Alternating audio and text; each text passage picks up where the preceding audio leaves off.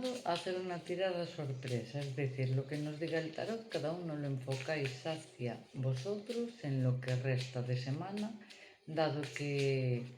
ha comenzado ayer, lunes 13, a ver qué nos dice para el resto de la semana el tarot, cada uno que lo lleve a su terreno. Barreras que superamos tanto a nivel dificultades, que raro sueche,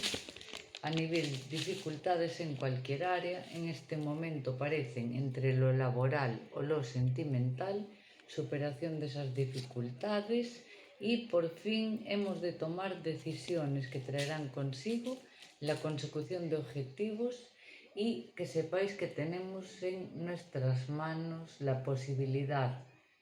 definitiva de una comunicación, una situación favorable o algo que se le asemeje, que tendrá continuidad a lo largo de lo que resta de no solo de semanas, sino también de meses. Es decir, una comunicación de alguien del pasado,